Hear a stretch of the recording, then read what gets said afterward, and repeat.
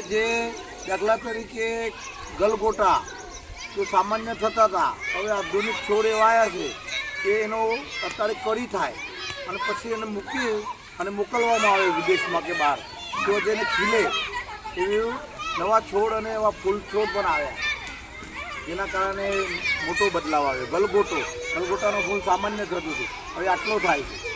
બરાબર, એટલે અમે બધા રીતસર થઈ અને નવી નવી જાતો આવી. કોઈ ઝાડ કે જાનવર છે જેનો ઉપયોગ આપણે પહેલા કરતા હતા પણ અત્યારે જોવા નથી મળતો? ઘણો બધો ઝાડ, દાખલા કે ગુંજો, કોકળો, બરાબર, સીસમનું ઝાડ, એ બધા આપણે અત્યારે જોવા નહીં મળતા. બરાબર, અને લોકો વાવતા પણ નથી. વડ એવું છે કે ભાઈ દરેક ગામમાં એક એક હોય, અને નવા હવે કોઈ વડ ઉછેરતું નથી. હાલ નથી જોવા મળતા, તો તે ક્યાં ગાયબ થઈ ગયા?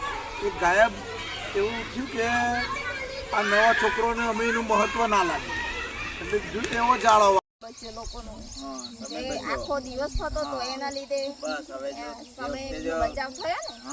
એથી કાપુસ પાણી તે વખતે કોસથી કાઢતા હતા, બરાબર, અઠવાડિયું સુધી ઘઉં નહીં પાઈ દેતા, અત્યારે એ બી એના જગ્યા 2 કલાકમાં ઘઉં પડી જાય. પાવર કૂટી ગાલ્યા, પછી ઓબા ને એવું વાવતા જ નહીં. આપણે કંઈ ઝાડ વાવીએ તો નવી પેઢી ઓબા એવું બધું વાવતું એવો ઝાડ વાવે જે ઝડપથી થઈ જાય, કાલે 6 એરો હાલે. પણ ફળફળાદી વાળો ઝાડ હવે લોકો ઓછા વાવે, નવી પેઢી ઓછા વાવે. ખરેખર વાવવો જોઈએ.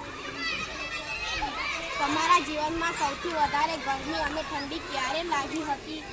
છેલ્લા 2 વર્ષમાં બહુ ગરમી પડે, ઓછા ઝાડના કારણે. લખો 2024-25માં બહુ પડી.